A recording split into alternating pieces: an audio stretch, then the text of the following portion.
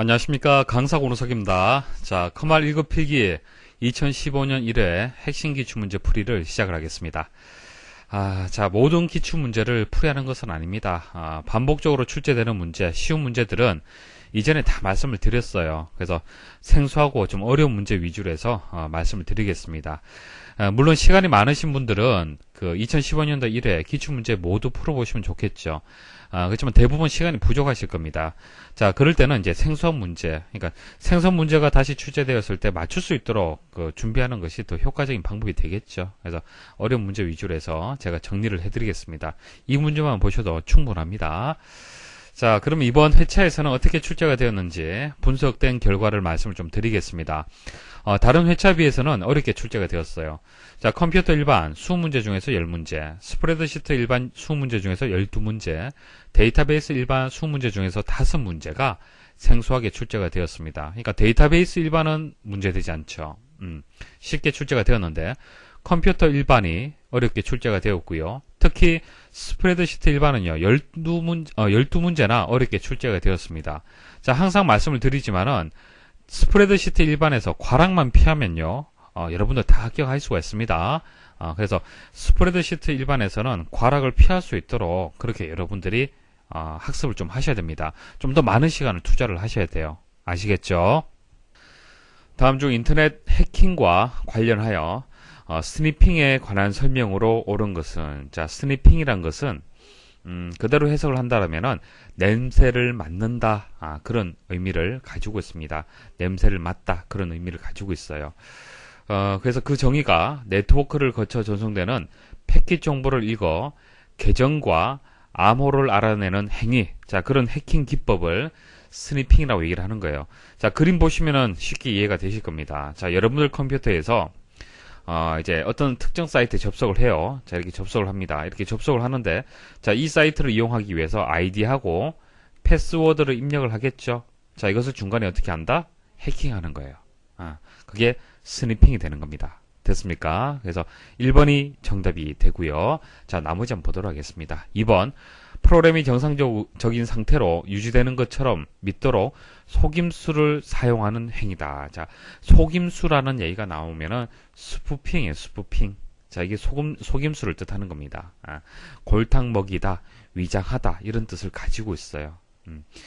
그래서 임의로 웹사이트를 구성을 해서 일반 사용자들의 방문을 유도를 하는 거예요. 그러니까 마치 진짜인 것처럼 사이트를 하나 만들어요. 만들어서 여러분들의 정보를 빼내가는 그런 이제 해킹 방법이 되겠습니다. 자, 3번, 자기 복제를 하는 프로그램으로 특정 대상을 파괴하는 행위다. 자, 자기를 복제한다. 자, 자기를 복제해서 해킹하는 행위다. 이런 설명 나오면 웜이 되겠습니다. 자, 그리고 4번에 컴퓨터 사용자 몰래 다른 파일에 자신의 코드를 복사하는 행위다. 스파이웨어라는 얘기는 한번 들어보셨죠? 스파이웨어. 파일에다가, 여러분들 파일에다가 몰래 어떤 이제 그 악성 코드를 이제 심는 거예요. 복사하는 겁니다. 그것을 스파이웨어라고 합니다. 다음 중 이미지와 그래픽에 사용되는 비트맵 방식의 파일 형식에 관한 설명으로 옳지 않은 것은, 자, 우리 사진 있죠? 사진, 이런 이미지라든지 그래픽, 이런 것들은 크게 이제 두 가지 형식이 있습니다. 비트맵이 있고요, 벡터가 있어요. 자, 비트맵은요, 픽셀이라는 단위로 해서 그림을 만드는 겁니다. 픽셀 많이 들어보셨죠? 우리 사진 촬영하게 되면은 그때 만들어지는 이미지가 보통 JPG 형태로 해서 많이 만들게 됩니다. 그래서 이 JPG가 비트맵 방식이 되는 거예요. 그래서 JPG 이 그림 한 장에 여러 개의 픽셀들로 구성이 되어 있습니다. 자, 픽셀은 네모 모양의 이런 크기를 이제 픽셀이다. 그렇게 얘기를 하는데, 이 픽셀에다가 이제 색을 입혀서 이 픽셀들이 모여서 이제 하나의 그림을 만드는 겁니다. 그래서 이렇게 4개의 사각형 모양의 이런 픽셀로 구성이 되기 때문에 확대를 하게 되면, 그러니까 사진을 크게 확대하면은 흐려지는 이제 그 모양이 만들어지죠. 그래서 픽셀로 이미지를 표현을 하고요. 이미지를 확대하게 되면 테두리가 거칠어진다는 그런 특징을 가지고 있습니다. 자, 벡터 같은 경우에는 점과 점을 연결한 선 형태로 해서 그림을 만들기 때문에 확대를 해도 이렇게 거칠어지는 경우는 없습니다. 자, 그런데 단순한 도형, 자, 뭐 그냥 간단한 도형 있죠. 그런 도형을 만들 때는 벡터 방식이 좋습니다. 유리합니다. 그렇지만은 복잡한 그림 있죠. 그런 복잡한 그림은 벡터 형식으로 만들기가 어려워요. 그래서 보통 우리가 이제 사진을 촬영을 했을 때 그때 이제 그래픽 형식은 이미지 형식은 비트맵이다. 그렇게 생각을 하시면 됩니다. 그래서 비트맵은 이제 좀 섬세하고 복잡한 이미지를 표현을 할 수 있는 그런 방식이다. 그렇게 보시면 됩니다. 자, 한번 보도록 하죠. 그래서 1번은 맞는 설명이에요. 자, 2번. 윈도우즈에서 표준으로 사용되는 방식으로 복원한 데이터가 압축 전의 데이터와 완전히 일치하는 무손실 압축을 사용한다. 자, 일단 이 설명은요, 비트맵 방식 중에서 GIF라는 파일 형식 들어보셨죠? 자, GIF에 대한 설명이 되는 겁니다. 그러니까 비트맵에 대한 설명이 아니라 비트맵 파일 형식 여러 개 중에서 자, 뭐 BMP라든지 GIF, JPG 이런 것들이 다 비트맵 방식의 이제 파일 형식이에요. 그래서 이렇게 다양한 이제 파일 형식 중에 한 가지에 대한 설명이 되는 것이지 이게 비트맵에 대한 설명은 아닙니다. 주의를 좀 하셔야 돼요. 문제를 풀 때 좀 주의를 하셔야 됩니다. 정답이 없다라고 생각할 수도 있는데 아닙니다. 2번이 정답이 되는 거예요. 자, 그리고 여기서 이제 무손실 압축이라는 것이 뭐냐면은 만일 사진 한 장에 100MB라고 가정을 할게요. 사진을 찍었을 때 이게 100MB짜리예요. 근데 이것을 압축을 해서 80메가로 줄인다는 얘기입니다. 자, 이렇게 줄였을 때 나머지 20메가는 어떻게 되는 겁니까? 손실이 발생을 하겠죠. 압축을 하게 되면은 물론 어느 정도 원본과 가깝게 만들어집니다. 하지만은 이것을 정확하게 원본하고 비교를 한다라면 분명히 어떤 손실되는 부분들이 있습니다. 이렇게 해서 압축 전 하고요. 압축하고 난 뒤에 어떤 복원된 상태 하고요. 이제 100% 동일한 경우 그것을 우리는 무손실 압축을 했다. 그렇게 얘기를 하는 겁니다. 그래서 이제 완전히 일치하는 무손실 압축 자, 그런 용어들도 있다는 거 기억을 하시고요. 자, 레스터 방식이라고 이제 하고요. 다양한 색상을 사용함으로 사실과 같은 이미지를 표현할 수 있다. 그러니까 이제 비트맵 방식은요. 사진 생각하시면 됩니다. 사진. 되시겠죠? 자, 4번은 금방 말씀드렸죠. 이런 종류들이 비트맵 방식 중에 한 가지가 비트맵 방식의 파일 형식이 되겠습니다. 다음 중 인터넷에서 방화벽을 사용하는 이유로 적절하지 않은 것은 자, 방화벽 많이 들어보셨을 겁니다. 파이어월이라고 얘기를 하고요. 침입 차단 시스템을 얘기를 하는 겁니다. 그러니까 이렇게 자, 여러분들 컴퓨터 내부에 방화벽을 설치를 하게 되면요. 자, 이 지구 모양이 인터넷이에요. 그러니까 외부에서 이렇게 접근하는 것을 차단해 주는 거예요. 그게 방화벽이 하는 역할입니다. 자, 근데 설명 잘 들으셔야 됩니다. 자, 내부 네트워크에서 인터넷으로 나가는 패킷은 그대로 통과시킨다. 그러니까 내부 컴퓨터가 여기 있겠죠. 자, 이 컴퓨터에서 나가는 거, 그러니까 인터넷 쪽으로 나가는 거, 외부로 나가는 것은 그대로 통과시켜줘요. 자, 인터넷에서 내부 네트워크로 들어오는 패킷. 자, 이렇게 내부로 들어오는 패킷은 엄밀히 체크한다는 얘기입니다. 해킹 가능성이 있을 수도 있잖아요. 그렇죠? 그래서 인증된 패킷만 통과시키는 구조예요. 자, 해킹 등에 의한 외부로의 정보 유출을 막기 위해 사용되는 보안 시스템을 말하는 겁니다. 자, 개념 아시겠죠? 외부로부터 들어오는 것을 막는 거예요. 자, 보기 보도록 하겠습니다. 1번, 외부로부터 허가받지 않은 불법적인 접근이나 해커의 공격으로부터 내부의 네트워크를 효과적으로 보호할 수 있다. 맞는 설명이죠. 자, 내부의 네트워크, 여러분들 회사라든지 여러분들 컴퓨터 생각하시면 됩니다. 2번, 방화벽의 접근 제어, 인증, 암호화와 같은 기능으로 네트워크를 보호할 수 있다. 이런 것이 있다는 정도 아시면 됩니다. 접근을 제어하고 인증을 단계를 거치고요. 암호화를 하는 방법으로 해서 네트워크를 보호를 하고 있습니다. 3번 역추적 기능이 있어서 외부의 침입자를 역추적하여 흔적을 찾을 수 있다. 자, 외부에서 이렇게 접근하잖아요. 그죠? 접근하면은 이 IP가 어떻게 되는지, 시간은 어떻게 되는지, 이런 것들을 내부에 다 기록이 남습니다. 방화벽에. 자, 이런 역추적 기능이 있고요. 자, 4번. 방화벽을 이용하면 외부의 보안이 완벽하며, 자, 외부의 보안이 완벽하다. 어떤 그 장치, 어떤 프로그램을 이용을 한다 하더라도 완벽한 것은 없습니다. 보안이 완벽하다. 그것은 다 거짓말이에요. 내부의 불법적인 해킹도 막을 수 있다. 이것도 잘못되었네요. 일단 완벽하다는 설명도 일단 틀렸고요. 내부의 해킹은 막을 수 없습니다. 그러니까 외부로부터 들어오는 것을 막을 수 있지만은, 어느 정도 막을 수 있지만은, 내부의 불법적인 해킹은 막을 수가 없어요. 왜 그래요? 자, 내부에서 외부로 나가는 것은 그대로 통한다고 말씀을 드렸잖아요. 그쵸? 그래서 내부에서 생기는 어떤 불법적인 해킹, 그러니까 보안 담당자, 그러니까 내부의 어떤 직원들이 해킹하는 거 막을 수 있습니까? 막을 수 없습니다. 그것은. 자, 그래서 4번이 정답이 되겠습니다. 다음 중 윈도우즈 7의 제어판에서 화면 설정과 관련된 디스플레이와 개인 설정에 대한 설명으로 옳지 않은 것은, 자, 이거 뭐 제어판에 보면은 디스플레이라든지 개인 설정 메뉴가 있습니다. 기능이 있는데요. 간단한 그 내용 정도는 여러분들 아셔야 됩니다. 디스플레이는요, 화면과 관련된 그런 기능을 모아둔 겁니다. 자, 개인 설정은요, 바탕화면에 배경 그림이라든지 창의 색이라든지 소리, 화면 보호기, 바탕화면의 아이콘, 마우스 포인터 모양 이런 것들을 변경하는 것이 개인 설정이 되겠습니다. 그래서 디스플레이 기능이 있고 개인 설정 기능이 있습니다. 제어판에. 자, 보기 한번 보도록 하겠습니다. 1번 디스플레이에서 화면 해상도를 설정할 수 있다. 화면 해상도, 화면에 대한 설정 가능하고, 디스플레이에서 화면에 표시되는 텍스트의 크기 및 기타 항목을 변경할 수 있다. 이것도 맞는 설명이고요. 3번 개인 설정에서 바탕화면에 시계, 일정, 날씨 등과 같은 가젯을 표시하도록 설정할 수 있다. 이거 설명이 잘못되었습니다. 자, 가젯은요, 제어판에 가면은 바탕화면 가젯이라고 별도의 기능이 따로 있습니다. 메뉴가 따로 있어요. 개인 설정이 아닙니다. 개인 설정이 아니에요.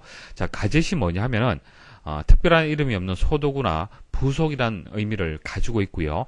윈도우에서는 바탕화면의 사이드바에 들어가는 작은 프로그램, 여러분도 스마트폰 이용하시면은 아마 경험해 보셨을 텐데, 제가 한번 보여드리겠습니다. 자, 뭐, 제어판에서 실행할 수도 있고요.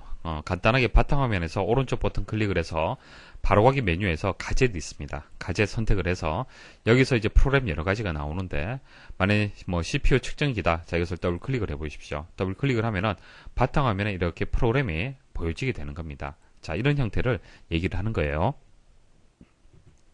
자, 그래서 3번이 정답이 되고요. 자, 4번 개인 설정에서 바탕화면 아이콘 변경할 수 있다. 자, 바탕화면 아이콘 변경할 수 있습니다. 다음 중 정보통신망의 구성 형태를 설명한 내용으로 옳지 않은 것은, 자, 여러분들이 이용하는 통신망, 자, 구성 형태가 몇 가지가 있습니다. 자, 1번 망형. 자, 망형은요, 네트워크상의 모든 노드들이 서로 연결되는 방식을 얘기를 하는 겁니다. 자, 특정 노드에 이상이 생겨도 전송이 가능하다. 이런 특징 가지고 있습니다. 자, 그림을 보시면 이해가 쉬울 겁니다. 자, 이거 보시면 이게 망형이에요. 자, 이렇게 다 직접적으로 다 노드가 컴퓨터라고 보시면 됩니다. 직접적으로 다 이렇게 연결이 되는 거예요. 그럼 만일 이 노드가 이상이 있다. 이상이 있다 하더라도 다른 노드들하고 다 연결할 수가 있죠. 이상이 생겨도 다 전송이 가능합니다. 자, 2번 링형. 자, 링형은 모든 노드들을 하나의 원형으로 연결하는 구조로 통신 제어가 간단하고 신뢰성이 높아 특정 노드의 이상도 쉽게 해결할 수 있다. 자, 특정 노드의 이상도 쉽게 해결할 수 있다. 이거 설명이 잘못되었습니다. 자, 링형은요, 이렇습니다. 이런 구조야. 자, 이런 구조인데, 만일, 자, 이 컴퓨터가 문제가 생긴다. 그랬을 때는 이쪽으로 통신을 할 수 있습니까? 통신 불가능하죠. 그러니까 이런 식으로 우회해서 통신을 해야 되는 거예요. 이렇게 우회해서 통신을 해야 되고요. 자, 특정 노드가 고장이 나면은 전체 통신망에 영향을 끼치는 겁니다. 그러니까 망형 같은 경우에는 이게 고장이 난다 하더라도 이 컴퓨터끼리 이제 통신하는 것은 문제가 없잖아요. 그렇죠? 그러니까 여기서는 이 노드가 문제가 생기면 이 연결 자체가 안 되기 때문에 해결에 어려움이 있는 거예요. 그래서 2번이 여기서 맞는 설명이 되겠습니다. 3번 트리형은 하나의 컴퓨터의 네트워크로 연결하여 확장하는 형태로 확장이 많을 경우 트래픽이 과중될 수 있다. 자, 트리형은 우리 저 탐색기 있죠. 컴퓨터에 우리 탐색기, 자, 탐색기 상위 폴더에 또 하위 폴더 또 하위 폴더 있잖아요. 그런 구조를 얘기를 하는 겁니다. 자, 그러면은 이게 계속 이제 확장이 된다라고 가정을 했을 때, 그럼 결과적으로 외부에서 이렇게 연결되는 이 노드에는 굉장히 부담이 이제 생기겠죠. 이제 트래픽이 과중이 될 수가 있습니다. 자, 이 노드를 통해서 모두 연결이 되기 때문에 그래요. 자, 4번 버스형은 모든 노드들이 하나의 케이블에 연결되어 있으며 케이블 종단에는 종단 장치가 있어야 한다. 자, 이거 이게 버스가 되는 겁니다. 이 버스에다가 이렇게 연결해 주는 구조. 자, 이게 버스형이 되고요. 자, 이 마지막 끝난다라는 이 부분 있죠. 이 부분에다가 중간 장치가 이제 설치가 되는 겁니다. 다음 중 소스 코드까지 제공되어 사용자들이 자유롭게 수정하거나 변경할 수 있는 소프트웨어를 의미하는 것은, 자, 용어에 대해서 여러분들 기억을 하셔야겠습니다. 오픈 소스 소프트웨어라고 얘기를 합니다. 공개 소프트웨어라고 얘기를 합니다. 아파치라는 프로그램 들어보셨습니까? 자, 웹서버 프로그램 중에 아파치라는 게 있고요. 그리고 프로그래밍 언어, 개발 언어 중에서 펄, 그리고 모질라, 뭐 이것은 이제 웹브라우저가 되겠습니다. 그리고 리눅스, 자, 리눅스는 들어보셨죠? 이런 것들이 다 이제 오픈 소스, 공개 소프트웨어가 되는 겁니다. 그러니까 이 리눅스를 여러분들이 만약에 가지고 있잖아요. 그것을 여러분들이 마음대로 수정할 수 있어요. 내용을 수정할 수 있으면은, 자, 이런 것을 오픈 소스라고 얘기를 하고요. 자, 좀 반대 개념은 이제 MS 이제 마이크로소프트사의 이제 오피스 프로그램 같은 경우에는 반대죠. 이거 오픈 소스 아니죠. 여러분들이 함부로 수정할 수 없어요. 자, 개발사에서 이제 직접 이제 수정을 한 것을 여러분들한테 제공해 줄 뿐이죠. 그래서 패치 프로그램 이런 것들은 제공하지만은 이 프로그램을 사용자가 직접 변경할 수는 없는 겁니다. 다음 중 1950년 폰 노이만이 프로그램 내장 방식과 이진 연산 방식을 적용하여 제작한 초창기 전자식 계산기는, 자, 컴퓨터에 기원이 있어요. 기원이 있는데 이 문제는 사실 2급에서 주로 출제되는 문제입니다. 이거 갑자기 이렇게 출제가 또 되었는데요. 출제되었기 때문에 여러분도 한번 기억을 좀 해두시면 될 것 같아요. 컴퓨터 기원 주요 단계 말씀을 드릴게요. 자, ENIAC 들어보셨습니까? 자, 최초의 전자계산기, 최초의 컴퓨터가 되는 거예요. 자, 그리고 에드삭. 자, 에드삭은요, 최초의 프로그램 내장 방식입니다. 프로그램 내장 방식, 최초의 프로그램 내장 방식을 적용한 것이 에드삭이 되고요. 자, 유니박 1. 자, 유니박 1이라는 것은 최초 상업용. 자, 그 전까지는 상업용이 아니었습니다. 자, 상업용 전자계산기. 그러니까 미 통계국에서 이용을 했어요. 자, 그 다음 에드박이 있습니다. 자, 이런 순서가 있다는 거. 그러니까 시험에는 이 순서가 또 나올 수도 있겠죠. 암기를 좀 하셔야 되고요. 자, 여기서 이제 폰 노이만의 프로그램 내장 방식하고요, 이진 연산 방식을 이용한 것은 에드박이 되겠습니다. 에드박. 그러니까 프로그램 내장 방식을 이용한 것은 에드삭이지만은 폰 노이만이 프로그램 내장 방식하고 이진 연산 방식을 적용한 것은 이제 에드박이 되겠습니다. 자, 그리고 프로그램 내장 방식이 뭐냐면은 폰 노이만에 의해서 소개된 것이고요. 디지털 컴퓨터의 가장 중요한 특징이다. 그러니까 이 개념은 데이터뿐만 아니라 컴퓨터의 명령을 컴퓨터 내부 기억 장치에 기억하는 것이다. 자, 우리 지금은 당연하게 생각을 하죠. 여러분들이 취급하는 데이터라든지 프로그램들이 다 어디에 있습니까? 컴퓨터 내부에 있잖아요. 그죠? 자, 이게 프로그램 내장 방식이 되는 거예요. 당연하다고 생각을 하겠지만 예전에는 그렇지 않았다는 얘기입니다. 자, 이렇게 하게 되면은 명령은 더 빠르게 접근되고 더 쉽게 변경이 된다는 얘기입니다.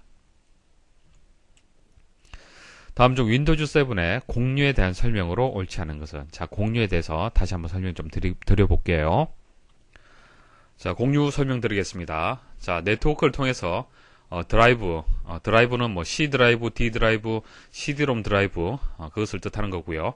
파일 폴더, 프린터, 자, 이런 것들이 이제 컴퓨터 자원이 되겠죠. 자, 이런 컴퓨터 자원을 공유해서 다른 사람들이 자신의 자료에 접근하도록 설정하는 것을 공유다, 그렇게 말하는 겁니다. 자, 몇 가지 특징을 한번 정리를 해드리면은, 공유된 폴더는 여러 사람이 사용하므로 바이러스 감염에 주의해야 된다. 자, 폴더 하나를 공유를 했어요. 그래서 뭐 A라는 사람, B라는 사람 들어와서 이제 사용을 하겠죠. 그러면은 이제 그 각각의 이제 사용자들이 사용하는 이제 컴퓨터에 바이러스가 있다라면은 그 바이러스가 이제 감염이 될 가능성이 있습니다. 그래서 공유를 할 때는 이런 바이러스 감염에 좀 주의를 해야 됩니다. 데이터를 공유하려면 공유할 데이터를 공용 폴더, 자, 공용 폴더라는 것은 오른쪽 그림처럼 라이브러리 내에 공용 폴더가 있습니다. 자, 탐색기를 한번 열어보겠습니다. 자, 탐색기에 보시면은, 자, 문서, 비디오, 사진, 음악 이렇게 있죠. 문서 내에 보면은 그 내 문서가 있고요. 그리고 공용 문서가 있습니다. 공용 문서에다가 공유할 뭐 파일이라든지 폴더가 있다라면은 이쪽으로 이제 복사를 해서 이동을 해두시면은 이제 공유가 된다는 얘기입니다. 자, 이게 첫 번째 방법이고요. 자, 두 번째 방법은 해당 데이터가 있는 폴더를 이제 공유하는 그런 방법이 있습니다. 그래서 폴더를 이제 하나 선택을 해서 이제 공유를 하는데, 자, 공유 설정하는 방법 설명을 드릴게요. 자, 공유할 대상을 이제 선택을 하고요. 오른쪽 버튼 클릭을 해서 속성으로 이동을 합니다. 자, 속성에 가면은 이제 일반 탭하고 뭐 공유 탭 이렇게 있는데, 공유 탭으로 이동을 하십시오. 그리고 공유 버튼이 있습니다. 클릭을 하시고요. 자, 그 다음 이 공유를 어디에 누구한테 공유를 할 거냐, 공유할 사람을 추가를 해줘야 됩니다. 자, 이 부분을 클릭을 하고요. 에브리원 같은 경우에는 모든 사람한테, 그 다음 홈그룹은 홈그룹에게만 이제 공유를 하는 겁니다. 뭐 적당하게 선택을 하시고 추가 버튼 누르시면 됩니다. 그리고 공유 클릭을 하시면 되는데, 자, 공유를 클릭하시기 전 사용 권한 수준을 설정을 해줘야 됩니다.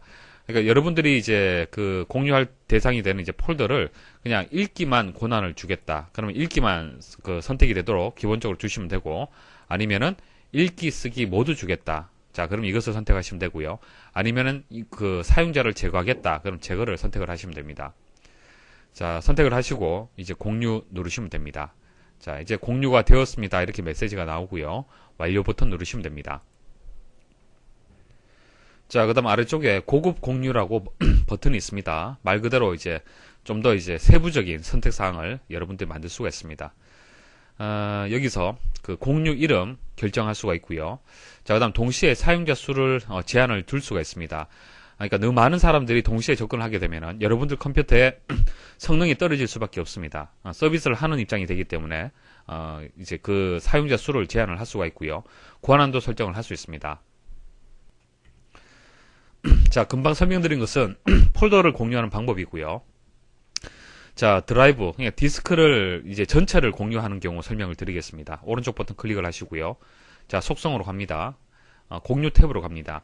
자, 이때는 드라이브 전체를 이제 공유를 할 때는 공유 버튼은 보이지 않습니다. 공유 버튼은 보이지 않고요.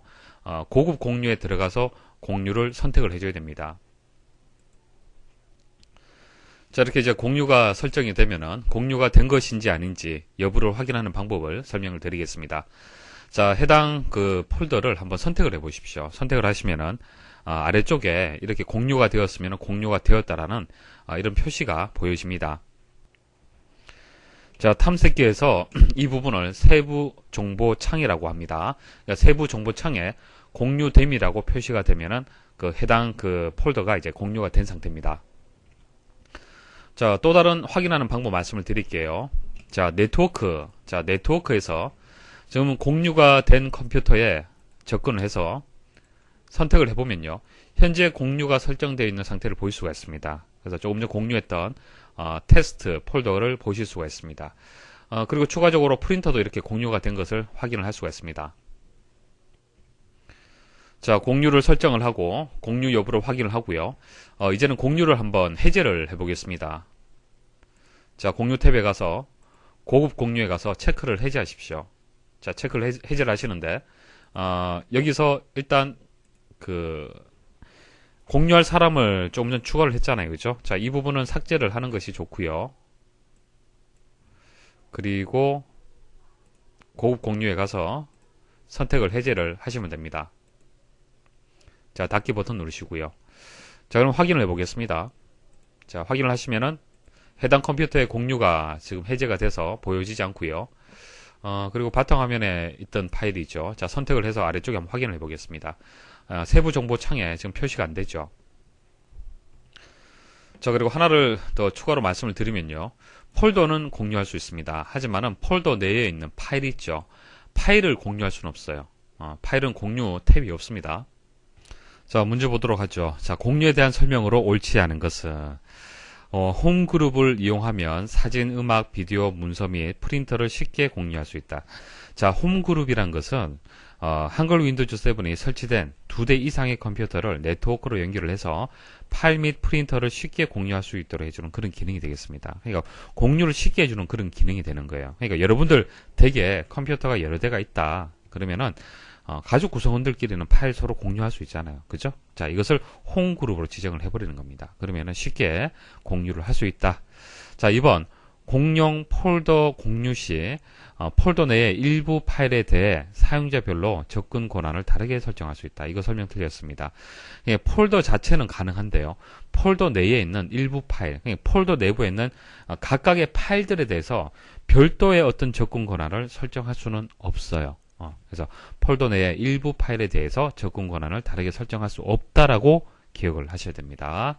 3번 공유 대상 메뉴를 사용하면 개별 파일과 폴더를 선택하고 다른 사용자와 공유를 할 수 있다. 자, 어떤 폴더 하나 있죠. 이 폴더를 오른쪽 마우스로 이제 클릭을 오른쪽 마우스 버튼을 클릭을 해서 바로가기 메뉴에 보시면은 공유 대상이라는 것이 있습니다. 공유 대상. 자, 이 메뉴에 보시면은 홈그룹, 뭐 특정 사용자 이렇게 해서 다른 사용자와 이제 공유를 할 수가 있어요.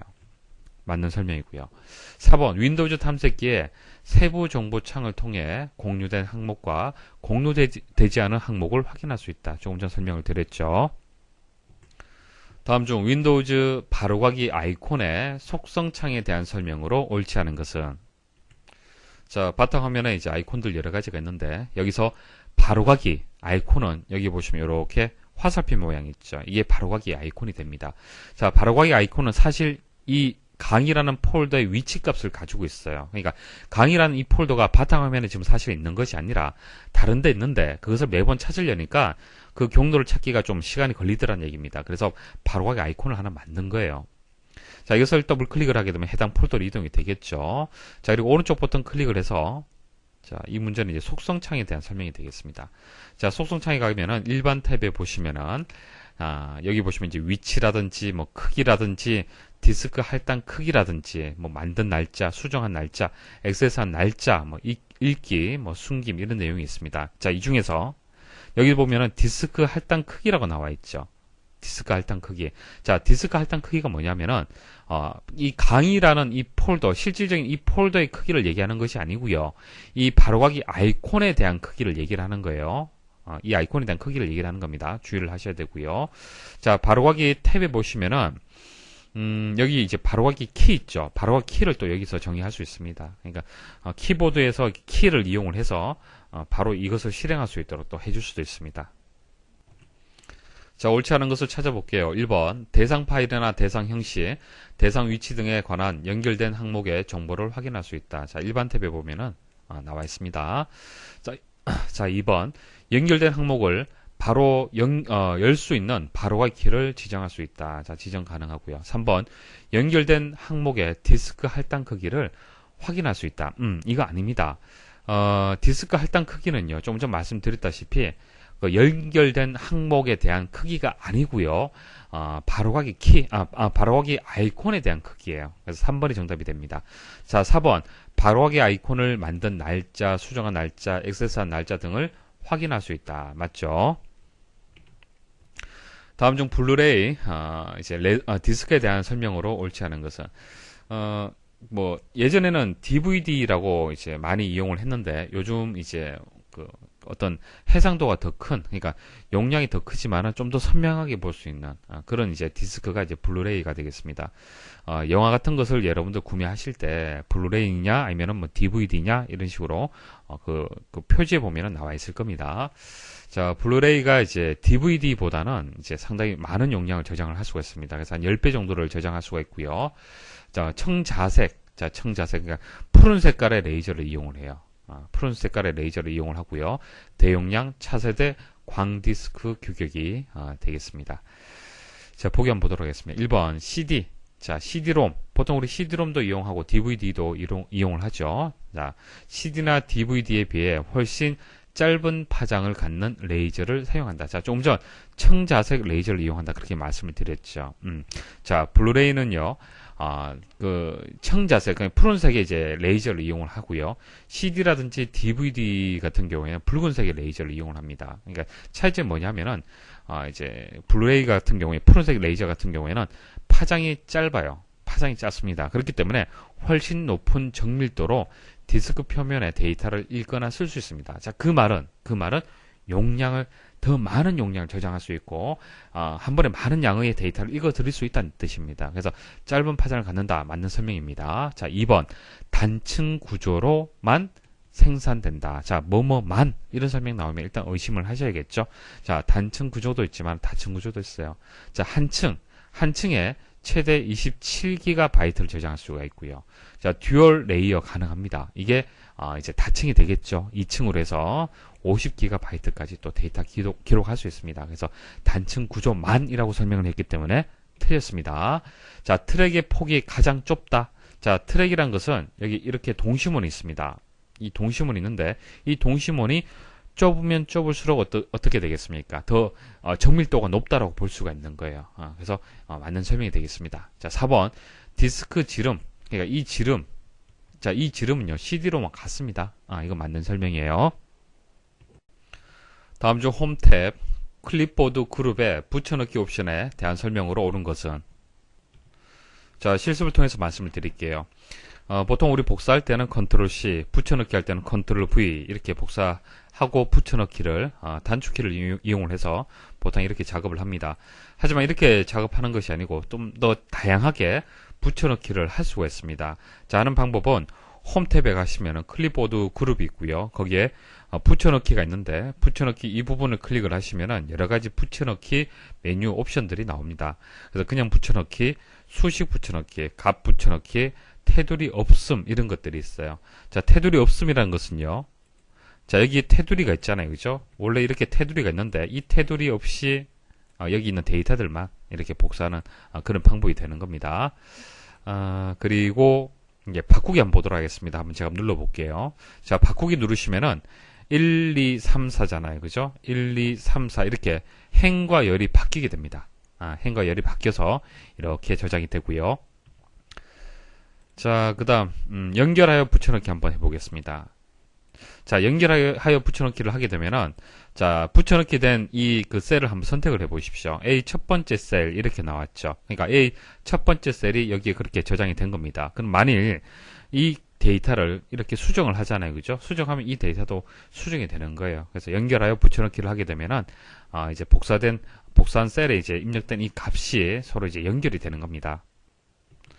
보기 보도록 하겠습니다. 자, 1번 테두리 없음을 이용하면 복사한 셀에 적용된 셀 서식을 모두 제외하고, 자, 셀 서식을 모두 제외하고, 자, 제외되는 것은 말 그대로 이제 테두리가 이제 제외되는 것이죠. 그래서 테두리만 제외해서 모두 붙여넣기 하는 그런 기능이 되겠습니다. 그래서 1번은 틀렸고요. 2번 연결하여 붙여넣기를 이용하면 복사한 셀에 입력된 내용을 연결하여 셀 서식과 함께 붙여넣는다. 자, 이 내용 여기까지는 맞는데요. 셀 서식과 함께라는 설명이 틀렸습니다. 셀 서식은요 붙여넣기 되지 않습니다. 자, 보세요. 지금 현재 셀 서식이 이렇게 굵게 설정이 되어 있는 상태죠. 만약 이 굵게까지 이제 설정되어 있는 셀 서식까지 같이 복사가 되느냐 안 되느냐 그걸 보란 얘기입니다. 자, 컨트롤 C 하시고, 자, 연결하여 붙여넣기 한번 해볼게요. 어떻습니까? 자, 데이터는 이렇게 복사가 되는데 셀 서식은 함께 붙여넣기 되지 않죠.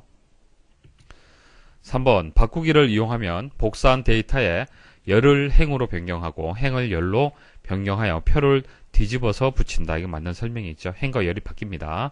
4번 그림 형식, 그림으로 붙여넣기를 이용하면 복사한 셀에 입력된 내용이 변경되는 경우 그림에 표시되는 텍스트도 자동으로 변경된다. 자, 여기서 이제 붙여넣기, 수식, 테두리 여러 가지가 있는데 하단에 보시면은 그림 형식이 있습니다. 그림 형식에서 그림으로 복사, 그림으로 붙여넣기, 연결하여 그림 붙여넣기가 있어요.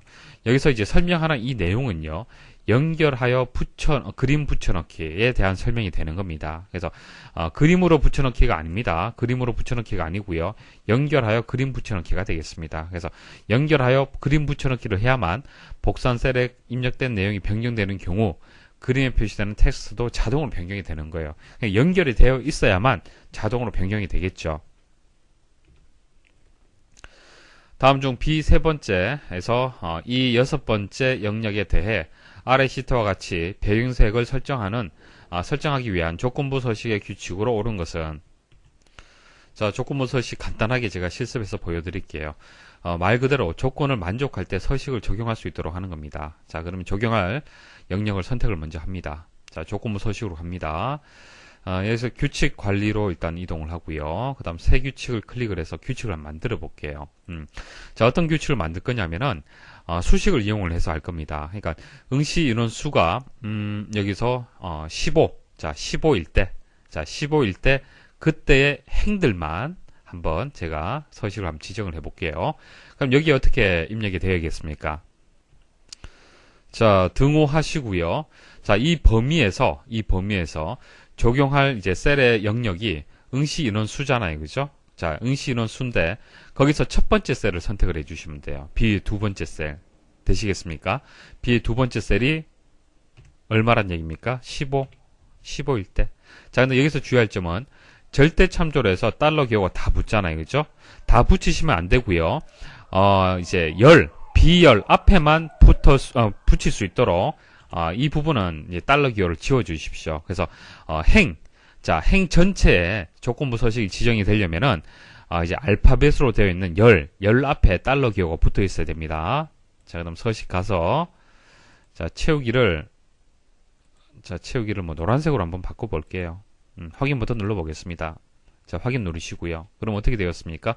응시 인원, B의 두 번째 셀, 그리고 B의 네 번째 셀에 해당되는 값이 있잖아요. 그죠? 이 조건을 만족하기 때문에 해당 행에 모두 설정이 되는 겁니다. 모두 설정이 되고, 조건부 서식은요, 범위에서 첫 번째 제일 위에 있는 셀만 선택을 하면요, 자동으로 조건부 서식이라는 것은 이 범위의 아래쪽으로 해서 하나 다 비교를 하는 겁니다. 아래쪽으로 비교를 해요. 왜냐면은, 자, 오른쪽으로는 가지 않습니다. 왜냐면은, 그러니까, 열 값을 앞에다가 달러 기호를 붙여서 고정시켜줬죠. 그래서 B는 바뀌지 않습니다. 그래서 아래쪽으로 이렇게 이동이 되면서 하나하나 비교해서 조건을 만족한다라면 행 전체에 이제 서식이 적용이 되는 겁니다. 자, 그런데 이 문제는요, 좀 특이합니다. 좀 어렵습니다. 잘 들으셔야 돼요. 자, 보시면요. 자, 배경색이 설정되었는데 행 전체에 설정된 것이 아니라 여기하고 셀 단위로 해서 적용이 되었네요. 그쵸? 자, 이럴 때는 이제 달러 기호를 붙이는 방식이 좀 다릅니다. 그러니까 일반적으로는 자, 열 앞에다가 달러 기호를 붙이는 겁니다. 이게 뭐 거의 이와 같은 유형으로 출제가 되는데요. 이렇게 하면은 행 전체에 적용이 됩니다. 자, 그래서 정답을 먼저 말씀드리면요. 달러 기호를 붙여주시면 안 돼요. 그러니까 B 세 번째 셀이란 것이, 이제 앞에 달러 기호가 B 앞에 붙게 되면은, B 세 번째, B 네 번째, B 다섯 번째, B 여섯 번째를 비교 판단하고 끝납니다. 자, 근데 달러 기호를 붙이지 않으면요. 그 셀의 그 위치 값이 B의 세 번째, B의 네 번째, B의 다섯 번째, B의 여섯 번째, 그 다음 C의 세 번째, C의 네 번째, 다섯 번째, 여섯 번째, D의 첫 번째, 이런 식으로 다 비교 판단해요. 다 비교 판단을 해서 조건을 만족할 때만 해당 셀에만 배경색을 설정할 수 있는 겁니다. 서식을 적용할 수 있는 거예요. 이해하시겠습니까? 자, 이거와 이거의 차이점을 일단 구분할 수가 있어야 됩니다. 자, 그럼 이제 함수 좀 아셔야겠죠. 여기에서 나온 함수가 모두 함수하고 컬럼 함수입니다. 자, 컬럼은요, 말 그대로 열입니다. 열 번호를 반환해주는 셀이 되는 거예요.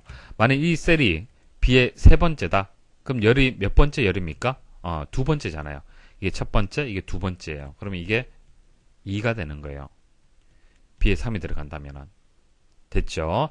자, 컬럼 스 하게 되면 S가 붙게 되면 범위가 들어갑니다. 범위가 들어가고 이렇게 범위가 지정이 된다. 그러면은 자, 이 셀 범위에 열의 개수, 열이 몇 개냐? 이렇게 개수를 계산을 해주는 겁니다. 자, 근데 이 문제에서는 그 어떤 셀의 범위, 그 열의 개수를 구하는 것이 아니고요.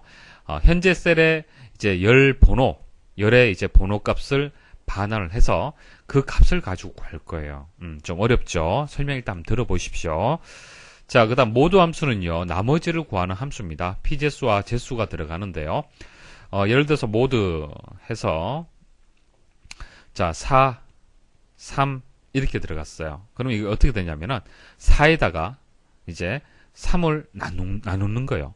피재수는 나눔을 당하는 거잖아요. 그죠? 재수는 나누는 수를 얘기를 하는 겁니다. 그래서 4에다가 3을 나누었을 때 그때는 목이 1이 되고 나머지는 얼마입니까?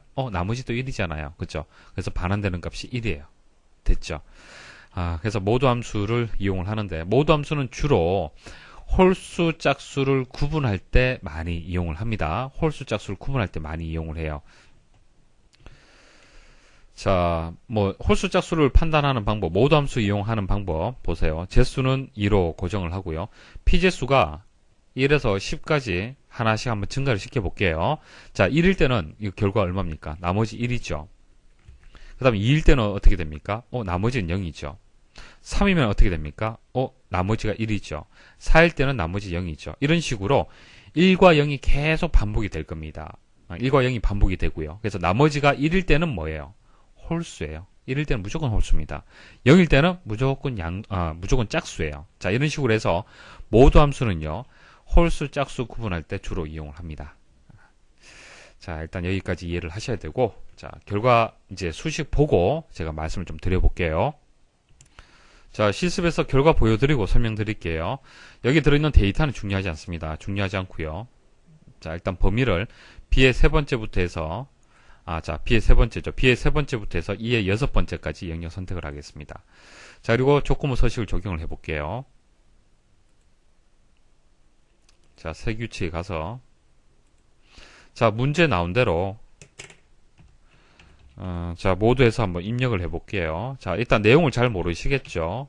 자, 뒤에 설명을 드릴 겁니다.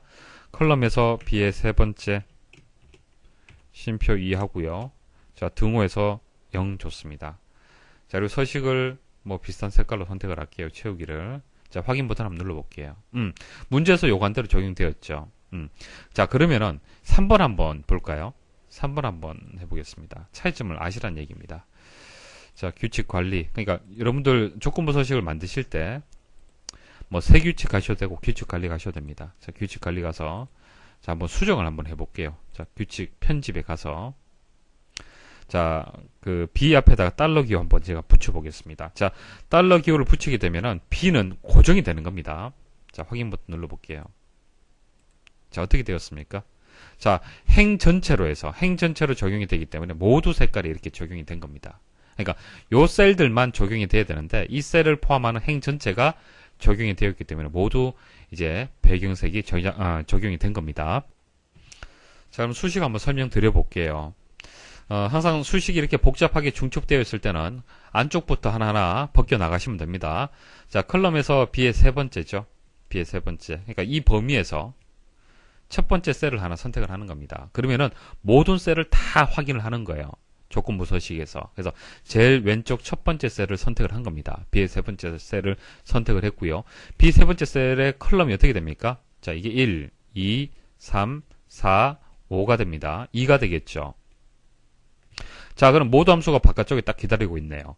자, 2에다가 2로 나누면은 나머지가 얼마가 됩니까? 0이 맞네요. 됐습니까? 자, 그리고 아래쪽 한번 비교 판단해 볼게요. 이거 이제 B의 네 번째 셀이죠. 자, B의 네 번째 무조건 B로 시작을 한다라면 무조건 컬럼 뭐예요? 무조건 2잖아요. 그렇죠? 그래서 이 셀, 이 셀, 이 셀, 이 셀들이 모두 배경색이 설정이 되는 겁니다. 자, 그다음 만약 이쪽으로 이제 이동을 했잖아요. 그러면 C의 세 번째잖아요. 그죠? C의 세 번째면은 이게 3이잖아요. 그럼 3이 되고, 컬럼은 3이 되고, 3에다가 2로 나누게 되면은 0 아니죠? 1입니다. 1. 그죠? 그래서 여기는 색이 적용이 안 되는 거예요. 배경색이. 그리고 4. 여기에 또 적용이 되겠죠. 결과적으로 짝수일 때.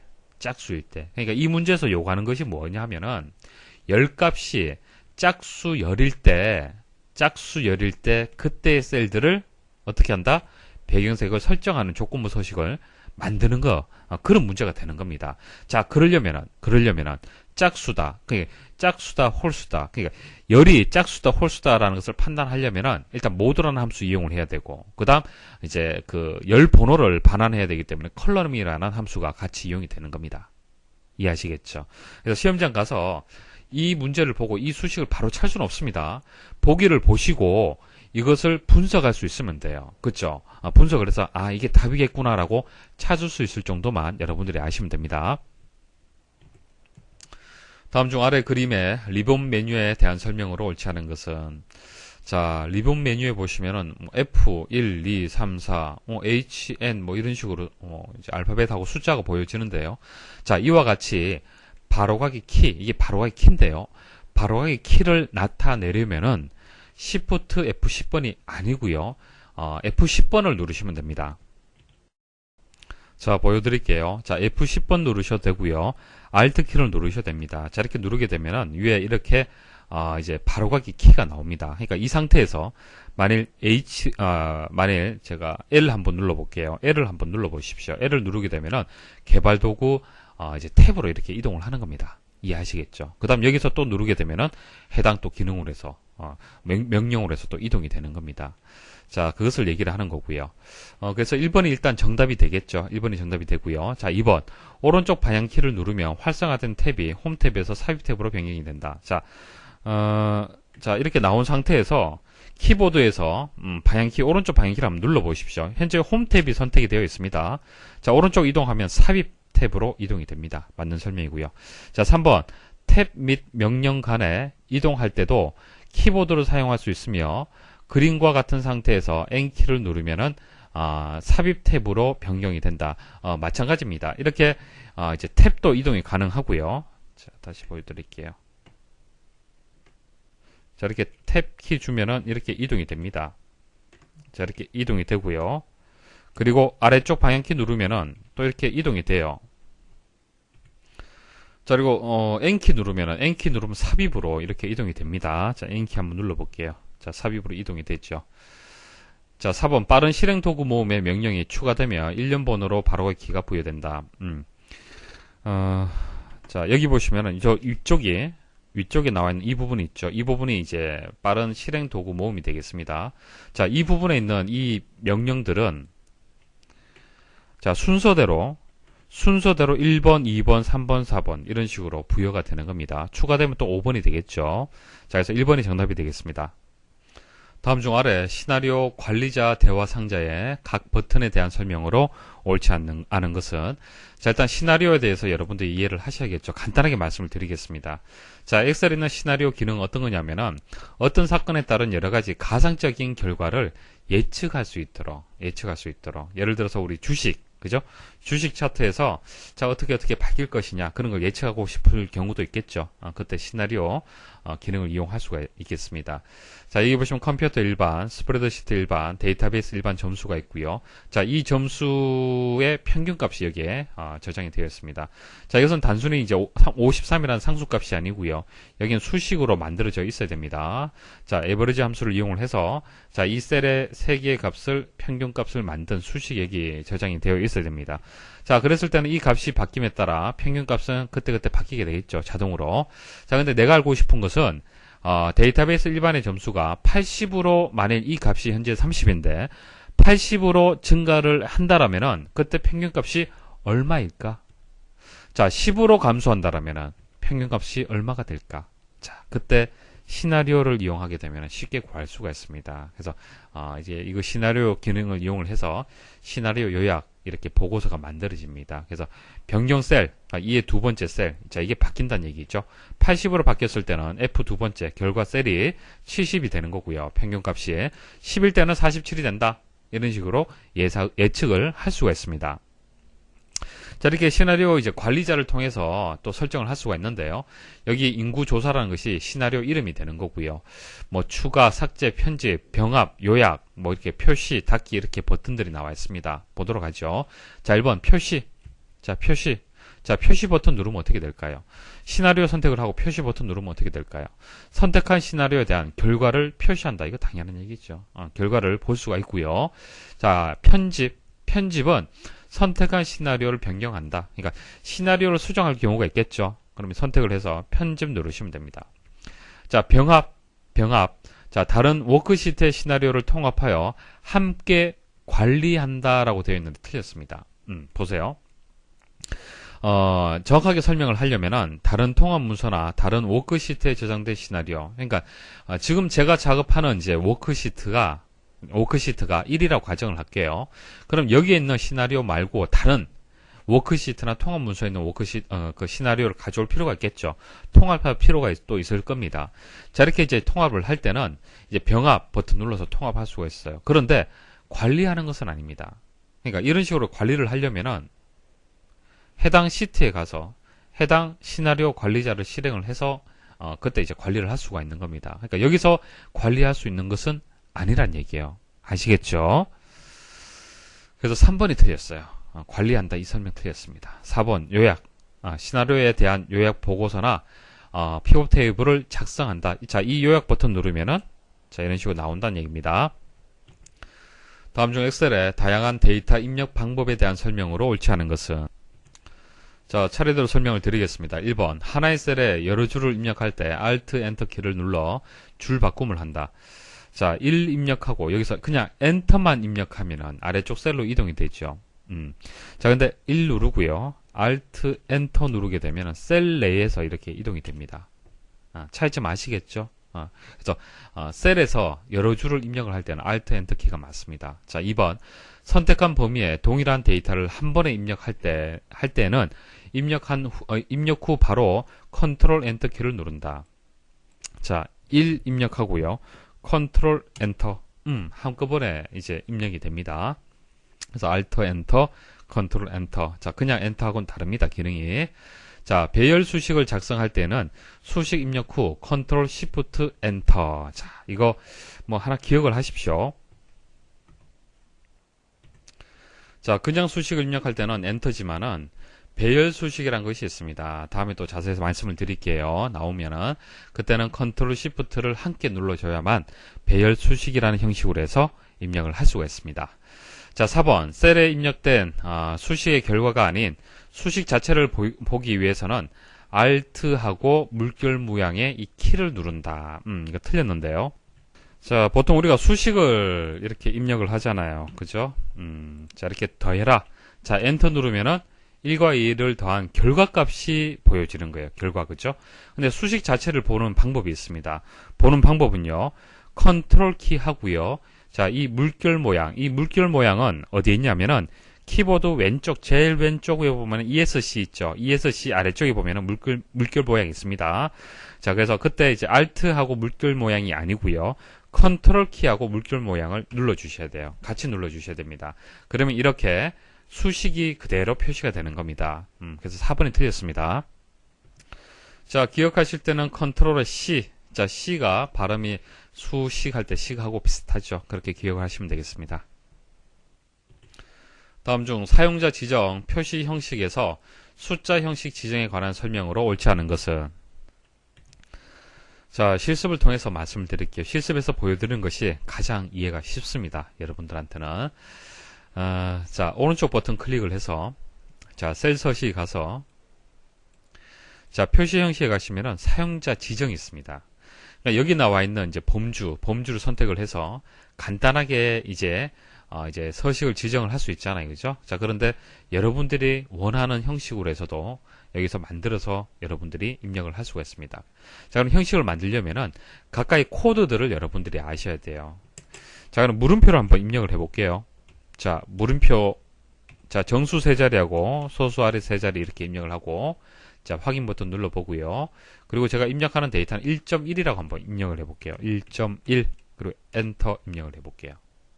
자, 이렇게 결과 나왔습니다. 자, 그 다음 0. 이것도 한번 해볼게요. 셀 서식에 가서, 자, 000, 000. 자, 그리고 1.1 입력해볼게요. 자, 엔터. 결과 뭔가 다르죠? 차이점을 아셔야 됩니다. 자, 가장 많이 지금 사용되는 사용자 지정 기호를 지금 제가 설명을 드리는 거예요. 자, 엔터. 자, 1.1. 자, 엔터 입력을 해볼게요. 자, 어떤 차이점이 있습니까? 자, 일단 0부터 말씀을 드리면은, 자, 0은요, 유효하지 않은 자릿수를 0으로 표시를 해주는 겁니다. 자, 조금 전 자릿수는 정수 세 자리, 소수 세 자리로 해서 정의를 했잖아요. 000, 000, 그죠? 자, 그래서 세 자리로 정의를 했지만 실제 입력한 값은 정수 한 자리, 소수 한 자리 이렇게 입력을 했습니다. 그럼 나머지는 어떻게 된다? 0으로 이렇게 채워준다는 얘기예요. 0으로 표시해라. 그래서 0이에요. 자, 샵. 자, 샵은요, 유효한 자릿수만 표시하고요. 유효하지 않을 때는 0은요, 표시하지 않습니다. 자, 이렇게 0으로 표시하지 않는다는 얘기예요. 그래서 1.1만 남는 거예요. 차이점 아시겠죠? 자, 그다음 물음표. 자, 물음표는요, 유효하지 않은 자릿수에 0 대신 공백을 표시하고, 그러니까 공백을 표시한다는 부분은 샵하고 같습니다. 자, 0을 표시하지 않죠. 자, 그런데 공백을 표시한다는 부분이 조금 달라요. 자, 공백을 표시하는 부분이 좀 달라요. 공백이 표시가 된다는 얘기는 이 말입니다. 소수 셋째 자리까지 우리가 정의를 했지만은 이 부분하고 이 부분이 지금 자리가 공백이 들어있는 상태예요. 다릅니다, 지금. 자, 여기는 이제 우측에 딱 붙었잖아요. 그죠? 붙었지만 여기 두 개의 공백이 지금 포함이 되어 있기 때문에 값이 이렇게 표시가 된 겁니다. 그래서 유효하지 않은 자릿수에 0 대신 공백이 표시가 된다. 보기는 비슷하지만 조금 달라요. 자, 소수점을 기준으로 해서 정렬이 된다. 그러니까 금방 말씀드린 대로 이 소수점을 기준으로 해서 이렇게 정렬이 되는 겁니다. 자, 보기 보겠습니다. 1번 물음표. 데이터를 공백으로 구분한다. 설명 부족하죠. 이렇게 설명을 해야 됩니다. 자, 2번 0. 자, 숫자의 자릿수가 서식에 지정된 자릿수보다 적으면, 자, 이와 같은 경우입니다. 실제 이제 지정된 자릿수는 이만큼 지정을 했는데 이제 입력된 자릿수는 적죠. 자, 이렇게 적으면은 유효하지 않은 경우에는 이제 0을 표시를 한다. 맞고요. 자, 샵. 입력한 숫자의 자릿수가 소수점 위쪽 또는 아래쪽에서 서식에 지정된 샵 기호보다 적은 경우, 자, 이와 같은 경우가 되겠습니다. 자, 소수점 기준에서 위쪽, 아래쪽, 자, 그 말이에요.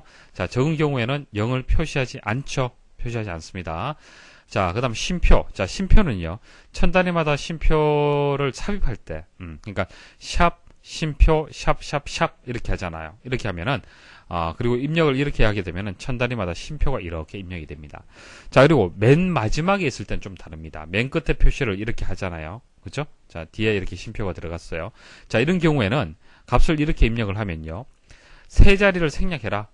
맨 끝에 표시, 자, 세 자리, 맨 끝에 있는 세 자리를 생략하라. 그런 뜻이에요. 그냥 이 자리를 생략하는 겁니다. 자, 생략을 하는데, 자, 이 세 번째에서 첫 번째 이 자리가 7이잖아요. 그죠? 그냥 반올림 해주는 겁니다. 반올림 하면 이 6이 7로 바뀌게 됩니다. 그래서 1, 2, 3, 4, 5, 7이 됩니다. 아래 그린 것 같이 발령 부서는 부서명의 데이터 값의 번호를 기준으로 순서대로 반복하여 배정하고자 한다. 다음 중 C 두 번째 셀에 입력할 수식으로 옳은 것은, 자, 문제를 잘 이해를 하셔야 돼요. 보세요. 여기 보면은 부서명이라고 해서 기획팀, 재무팀, 총무팀이 있습니다. 이렇게 있습니다. 그럼 발령 부서가 여기 보면은 만들어졌다는 얘기인데, 기획, 재무, 총무, 기획, 재무, 총무, 기획, 재무, 총무. 자, 이런 식으로 발령 부서, 자, 이 발령 부서의 값은 부서명의 데이터 값의 번호를 기준해서, 그러니까 이게 1번, 2번, 3번이 되겠죠. 그래서 1번, 2번, 3번, 1번, 2번, 3번, 1번, 2번, 3번 이런 식으로 배정을 반복적으로 하란 얘기예요.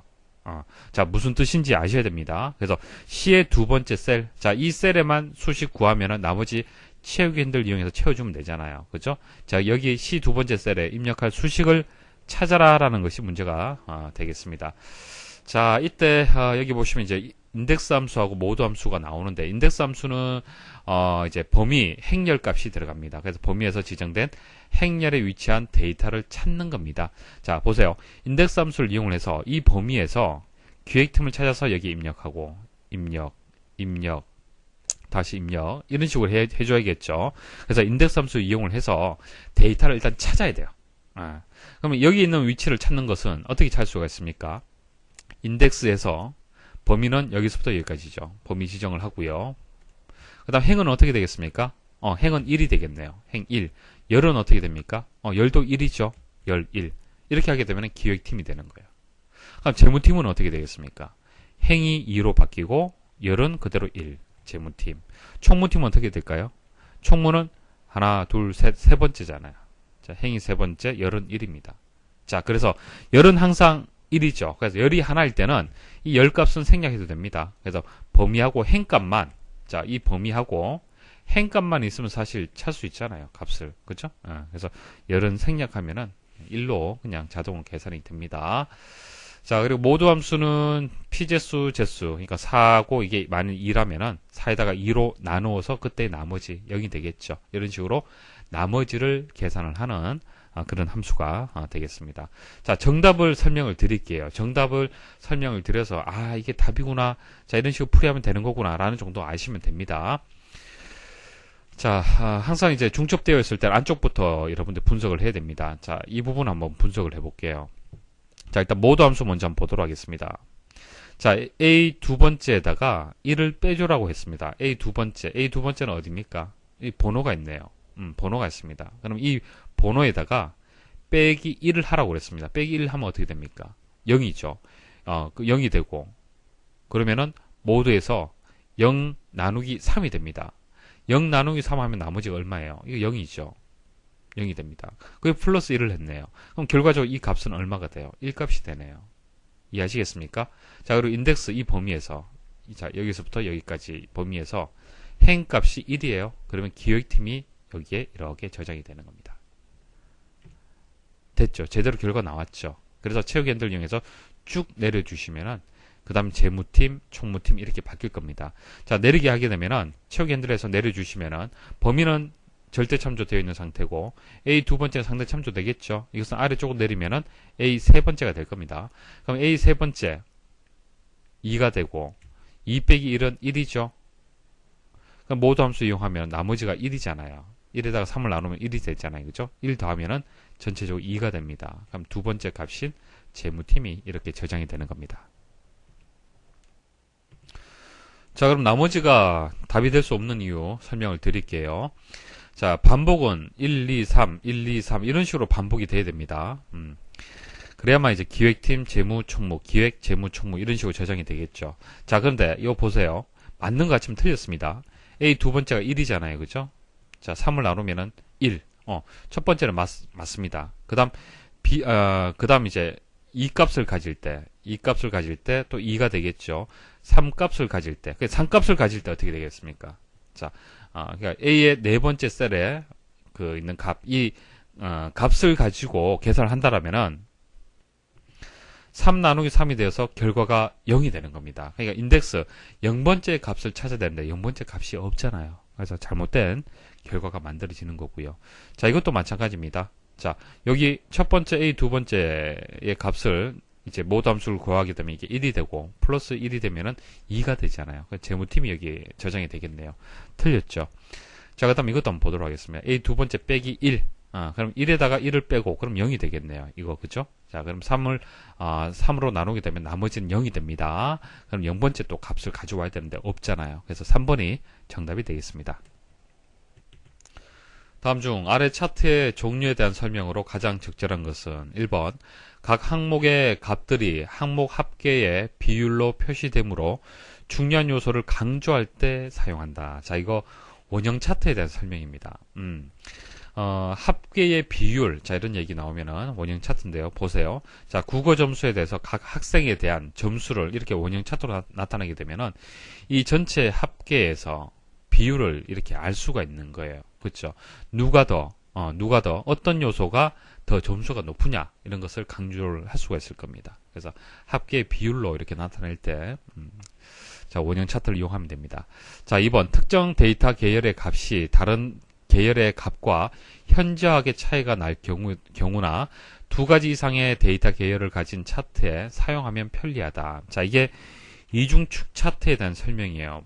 자, 여기 보시면은 축이 여기도 있고 또 여기도 축이 있죠. 왜 그러냐면은 자, 법례를 잘 보십시오. 기말고사, 중간고사, 출석 점수라고 나와 있죠. 보통 기말고사, 중간고사는 100점 만점입니다. 그래서 이제 차트를 이제 축을 이제 0에서 뭐 100까지 뭐 이런 식으로 만들면 됩니다. 그죠? 이렇게 범위를 만들면 되는데 출석 점수는 그렇지 않다는 얘기예요. 출석 점수는 여기서 이제 그 축을 봤을 때는 최고 점수가 12네요. 0에서부터. 이해하시겠죠? 그래서 기말고사, 중간고사의 값의 범위하고 출석 점수의 값의 범위가 다릅니다. 자, 이것을 하나의 차트로 해서, 그러니까 이중축 차트로 그리지 않으면요, 이 편차가 굉장히 큽니다. 커져버려요. 보기 불편해집니다. 그렇기 때문에 좀 사용을 좀 편리하게 하려면은 이런 식으로 이중축으로 해서 나타내면은 쉽게 크고 작음을 판단하기 좀 쉽습니다. 자, 그래서 이중축은요, 보통 이제 현저하게 차이 날 때, 계열의 값이 서로 좀 차이가 많이 날 때 그렇게 이용을 합니다. 자, 3번 두 개 이상의 데이터 계열을 갖는 차트에서 시간에 따른 특정 데이터 계열을 강조하고자 할 때 사용하면 편리하다. 자, 이 설명은요, 혼합형 차트에 대한 설명입니다. 그러니까 차트의 종류를 달리하는 겁니다. 아예 다르게 해주는 거예요. 그래서 두 종류 이상의 차트를 사용하여 차트에 다른 정보가 들어있음을 강조할 때, 이럴 때 이런 모양으로 해서 꺾은 선, 뭐 세로, 막대형 이런 식으로 만들 수가 있습니다. 자, 4번 각 항목 간의 값을 막대의 길이로 비교, 분석하는 누적 세로 막대형 차트다. 이거 누적 세로 막대형은 아닙니다. 그냥 세로 막대형이죠. 세로 막대형. 그러니까 각각의 점수에 대해서 세로 막대로 표시한 것이지 누적 세로 막대형은 아닙니다. 그래서 이 차트에 대한 설명이 가장 적절한 것이 2번입니다. 그래서 이중축 차트에 대한 설명이 맞습니다.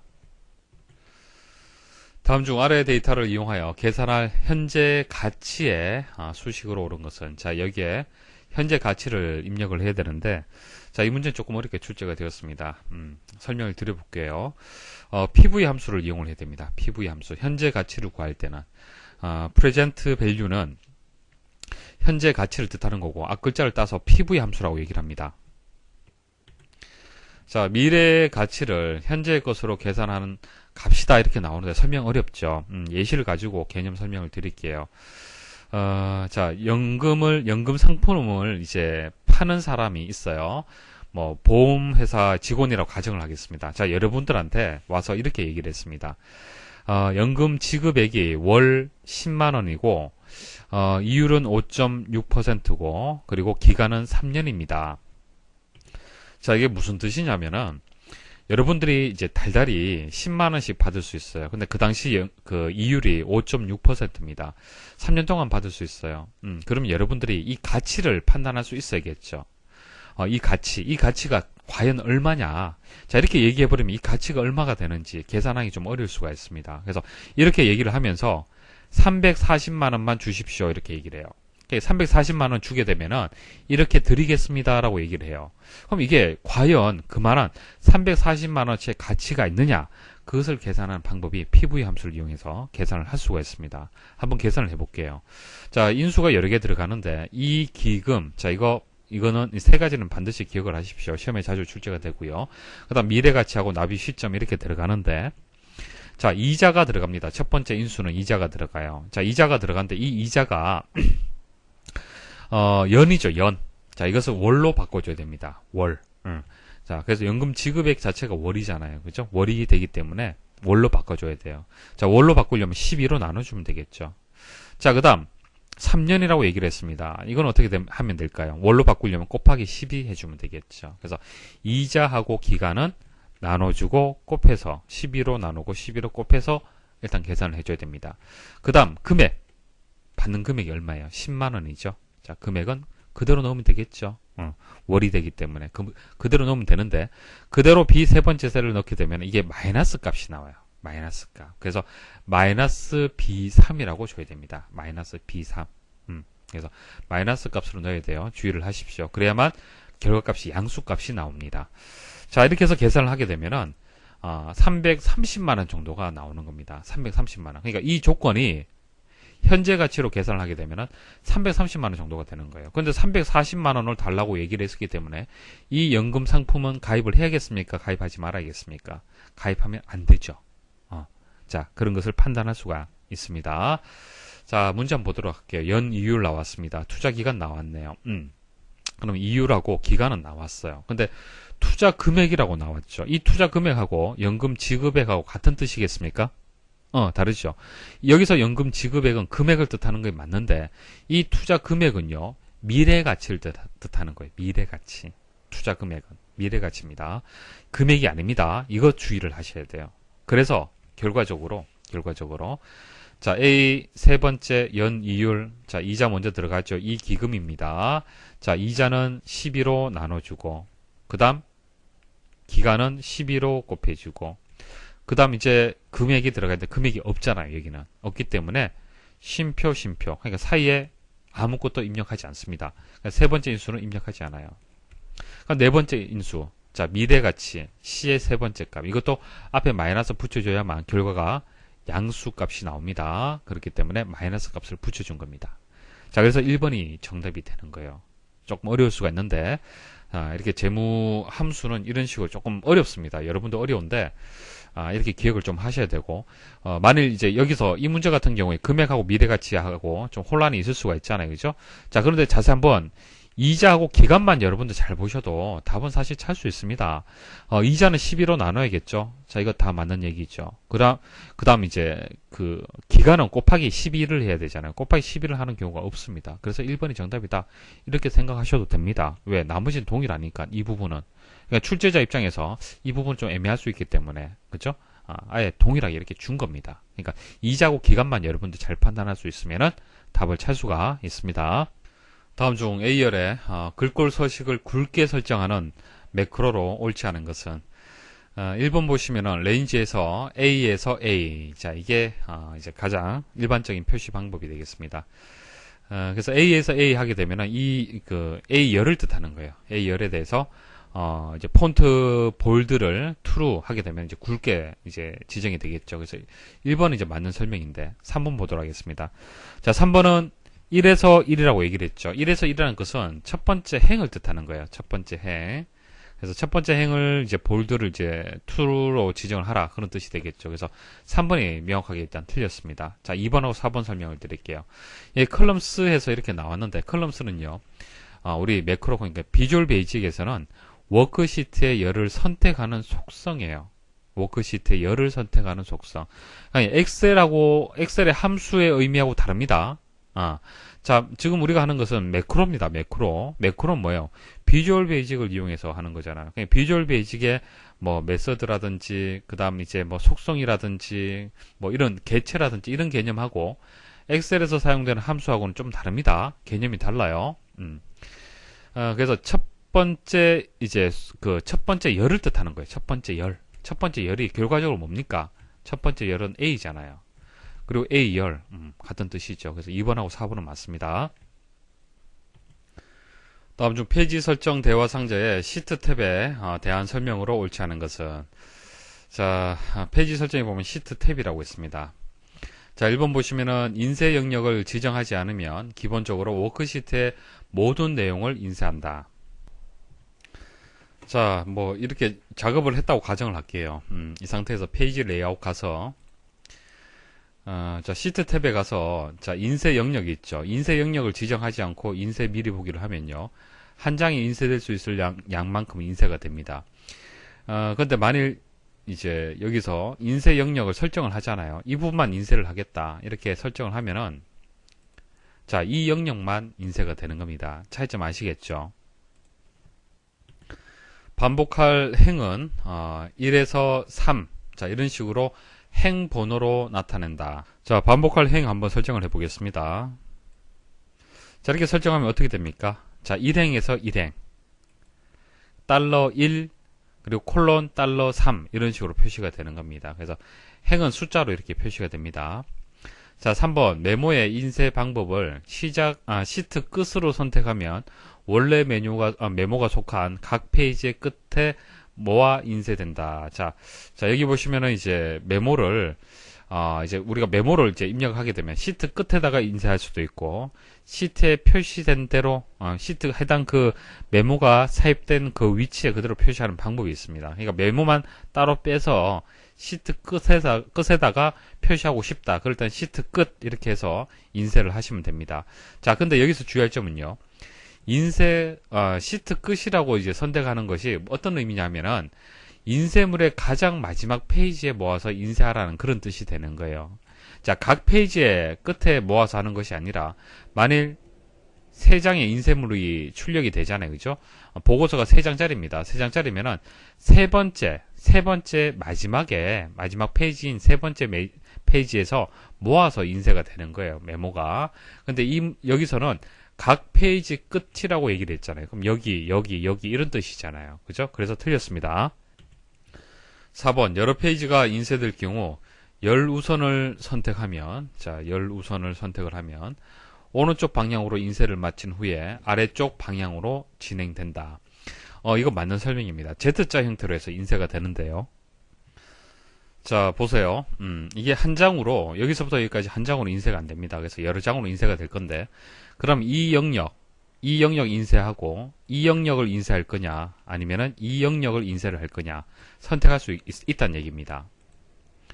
자, 그래서 행우선으로 한번 해볼게요. 행우선으로 하게 되면은 보면은 위에서 아래로, 그러니까 이렇게 인쇄, 이렇게 인쇄, 이렇게 인쇄가 되는 거예요. 그래서 빨강색, 노란색, 파란색 하고 다음 페이지는 아래쪽에 있는 파란색이 이렇게 인쇄가 되는 겁니다. 자, 이렇게 인쇄가 되었죠.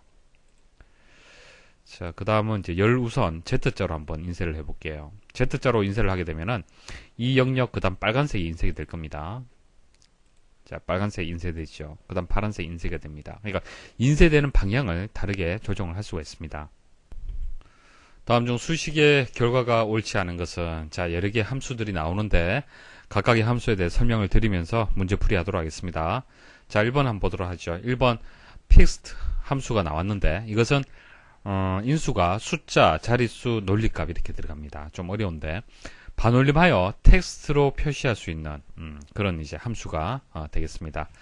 자, 예시 한번 보고 말씀을 드릴게요. 여기 보시면은 숫자가 3456.789라는 숫자가 들어갔어요. 그 다음 자릿수는 1이 들어갔습니다. 그냥 반올림해서 이제 표시를 하는 겁니다. 그러니까 자릿수라는 것이 들어가야겠죠. 그래서 1이 들어가게 되면은 어떻게 되겠습니까? 첫째 자리까지 표시를 하라는 얘기예요. 그러면 3456.7까지 표시가 되는데 반올림이 되기 때문에 8에서 반올림이 되어서 7은 8이 되는 겁니다. 그래서 결과가 이렇게 나오는데요. 그냥 false라고 되어 있죠. false. 자, false라고 되어 있으면요. false이거나 생략하게 되면 이 논리값 부분에 false이거나 생략하게 되면 쉼표를 포함합니다. 그래서 쉼표, 천단위 쉼표 들어가 줍니다. 개념 아시겠죠? 자, 그러면 숫자 이렇게 들어갔고요. 그래서 1, false가 들어갔기 때문에 이 결과 맞네요. 자, 이건 맞는 설명이고요. 자, 그 다음 2번 EO months라는 함수가 있는데 EO가 뜻하는 것이 end of를 뜻합니다. end of 뜻하고 months, 월을 뜻하는 거죠. 그래서 달의 마지막 날짜 이런 의미를 가지고 있는데요. 인수는 날짜하고 월수가 들어갑니다. 날짜하고 월수가 들어가요. 그래서 예시를 보시면은 자, 데이터 함수 이용을 해서 자, 날짜가 들어갔네요. 자, 데이터 함수는 뭡니까? 연, 월, 일을 연과 월, 일을 각각을 입력을 받아서 이것을 날짜로 표시해주는 그런 함수가 되겠습니다. 그래서 2015, 25 이건 각각 숫자잖아요. 그죠? 숫자인데 이것을 이제 데이터 함수를 이용하게 되면은 이게 날짜 형식으로 이렇게 바뀌는 겁니다. 자, 그럼 이것이 이제 날짜 형식으로 이렇게 바뀌겠죠? 자, 날짜 이렇게 입력이 됐고요. 그 다음 1이라고 들어갔죠. 자, 1이란 것은 지정한 날짜를 기준으로 월수 지난, 그러니까 이 날짜에서 1개월이 지난 달의 마지막 날짜예요. 마지막 날짜. 자, 마지막 날짜가 되기 때문에, 자, 2월 달에서 1월이 지나면 3월 달이죠. 3월 달이 되고, 3월의 마지막 날짜가 이제 반환이 되는 겁니다.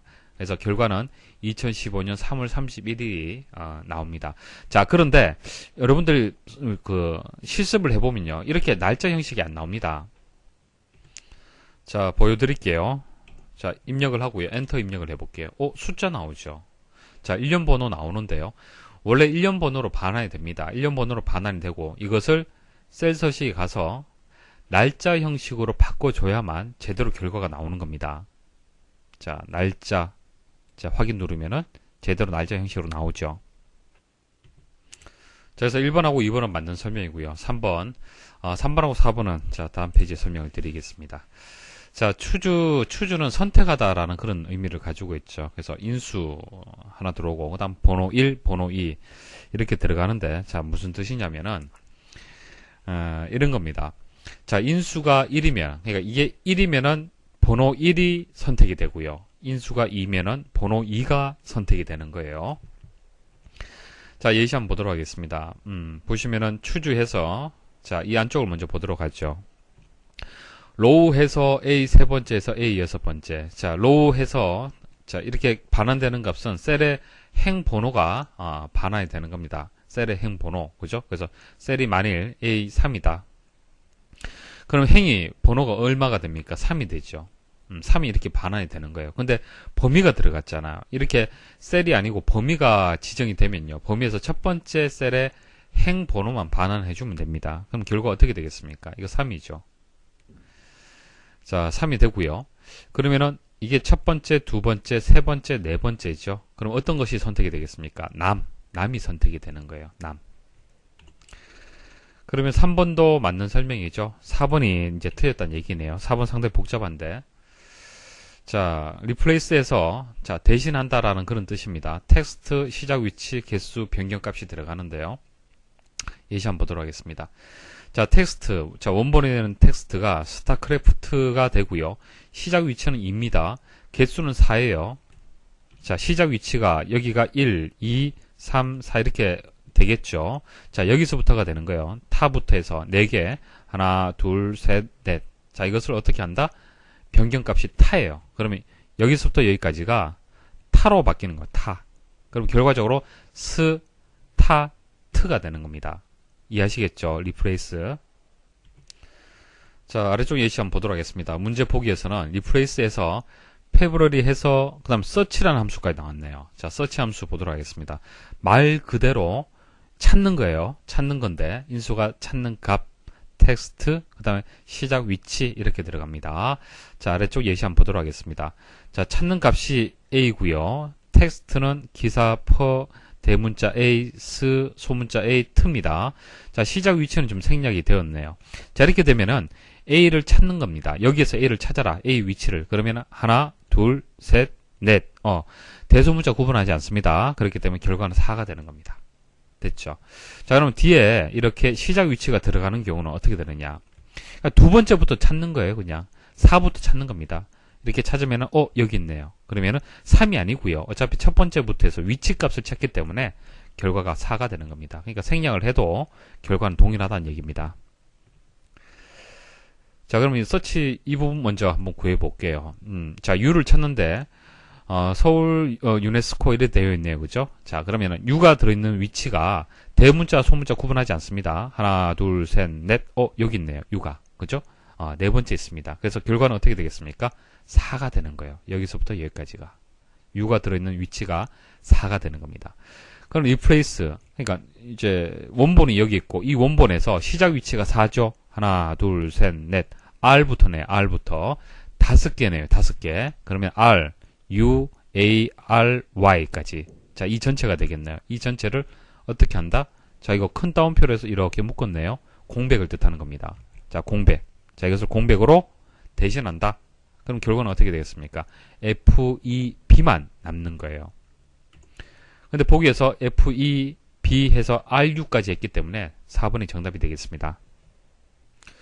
다음 중 폼이나 보고서에서 사용되는 조건부 서식 기능에 대한 설명으로 옳지 않은 것은 1번 조건을 지정할 때 와일드카드 문자는 사용할 수 없다.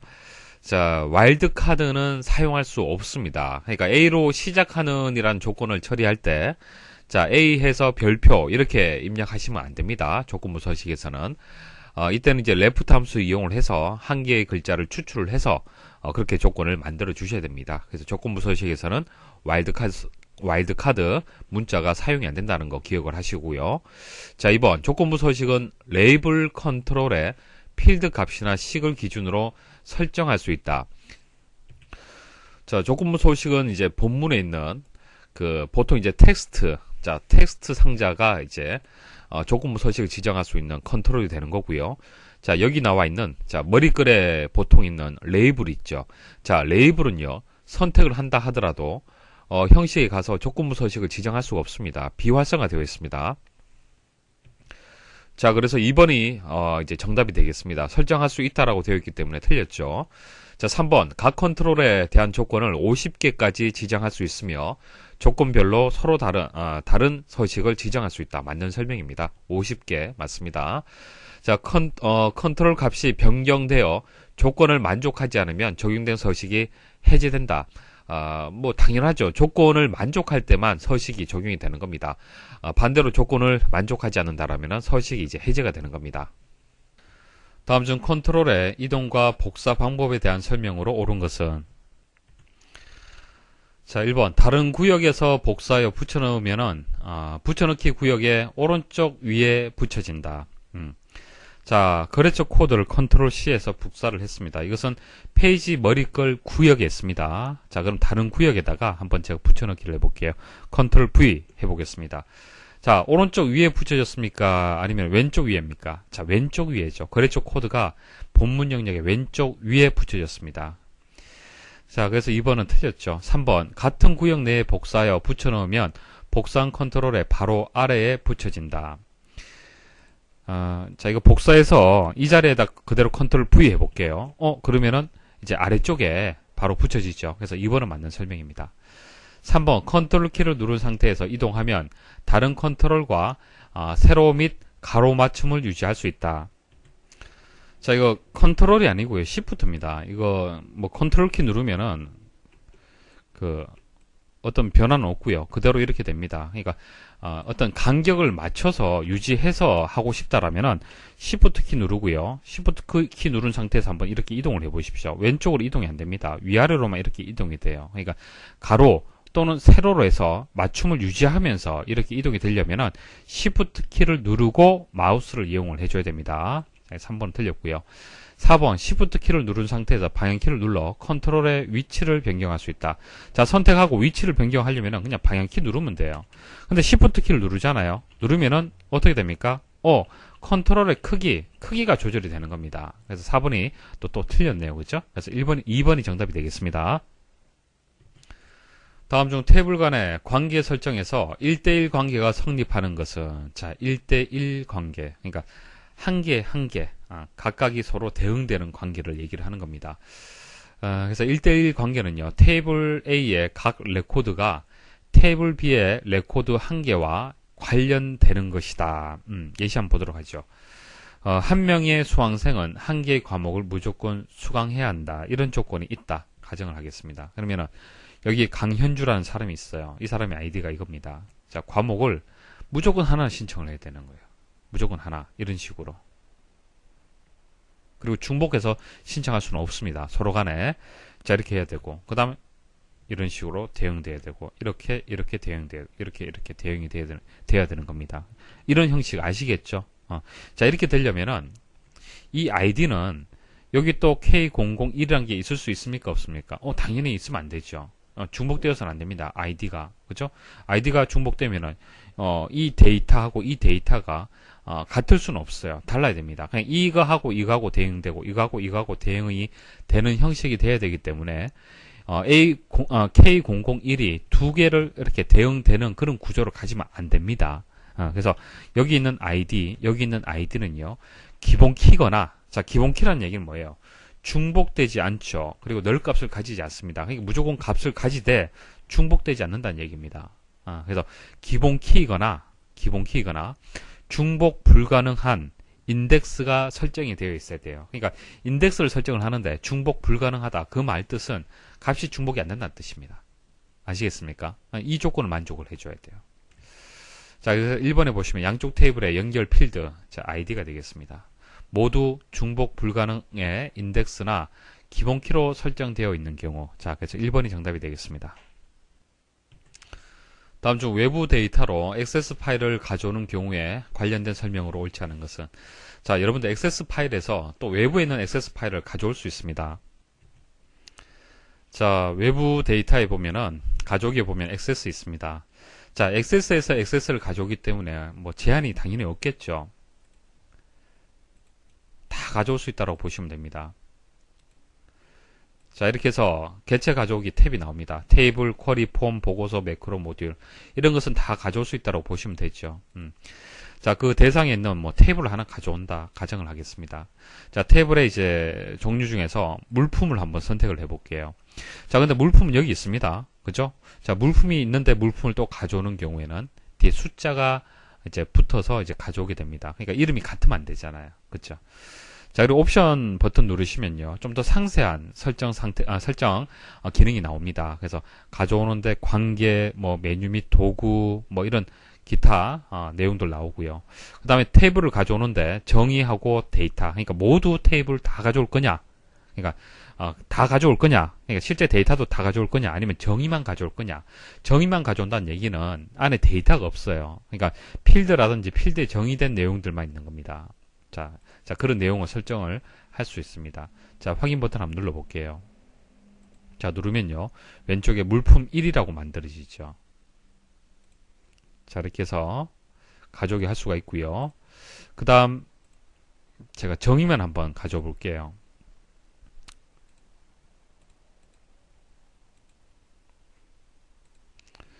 자, 거래처 1이죠. 더블 클릭을 해보시면 데이터는 없어요. 데이터는 없고 필드 이름하고 데이터 형식만 가져오게 됩니다. 보기 보도록 하겠습니다. 1번 테이블의 관계도 함께 복사할 수 있다. 맞고요. 액세스 개체는 테이블과 쿼리 개체만 복사할 수 있다. 아니죠. 이런 것들을 다 가져올 수 있습니다. 3번 테이블의 정의만 가져오는 경우 자, 정의만 가져오는 경우 데이터가 없는 빈 테이블 좀 전 보여드렸고요. 원본 개체와 같은 이름의 개체가 대상 데이터베이스에 이미 있으면 가져오기 개체 이름에 숫자가 추가된다. 자, 물품 1 이렇게 추가가 됩니다. 다음 중 어플리케이션 개체의 속성과 메서드에 대한 설명으로 옳은 것은 자, 어플리케이션 개체라는 것은 액세스 프로그램 자체를 의미를 하는 겁니다. 그러니까 액세스 프로그램 그 자체의 어떤 속성이라든지 메서드에 대한 내용을 얘기를 하는 겁니다. 주요 속성하고 주요 메서드 말씀을 드릴게요. 이 정도만 아시면 문제풀이 하는데 전혀 상관이 없을 겁니다. 자, current 데이터. current 데이터라는 것은 현재 데이터베이스를 뜻하는 거예요. 현재 데이터베이스를 뜻하는 겁니다. 그래서 현재 데이터베이스에 저장된 개체를 참조한다. 자, 그런 의미를 가지고 있고요. current project. 자, 이것은 현재 액세스 프로젝트를 뜻하는 거예요. 자, 그래서 현재 액세스 프로젝트나 액세스 데이터베이스에 대한 참조를 뜻하는 겁니다. 자, 그래서 보시면은 current 데이터가 현재 액세스 프로젝트라는 설명이 나왔죠. 이거 설명 잘못되었죠. 이게 이렇게 연결이 돼야 되고요. 현재 데이터베이스는 이렇게 연결이 돼야 됩니다. 그래서 지금 바뀌었습니다. 바뀌었고요. 그 다음 doCMD. 자, doCMD는 개체와 이와 관련된 메서드를 참조하거나 실행할 수 있음. 자, 이게 설명이 좀 어려운데 우리 실기 들어가면은 많이 사용을 할 겁니다. 그래서 application doCMD 그래서 open form. 자, open form 뭐예요?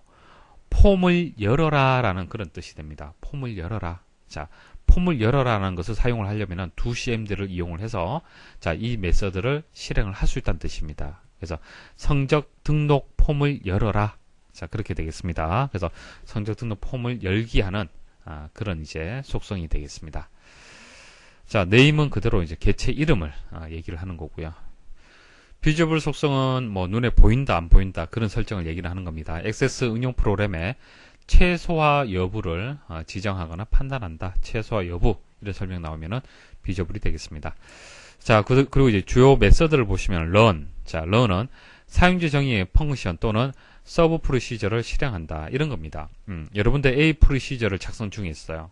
A 프로시저 내에 run 해서 B 프로시저 이름을 딱 여기 적잖아요. 그러면 A 프로시저에서 B 프로시저를 실행할 수 있는 겁니다. 자, 그런 이제 메서드가 되고요. 자, quit은 액세스를 종료하는 겁니다. 말 그대로 종료하는 거고요. 자, 그래서 정답은 2번이 맞는 설명이 되겠습니다. 자, 여기까지 해서 좀 생소한 문제들 위주로 해서 설명을 마치도록 하겠습니다. 수고하셨습니다.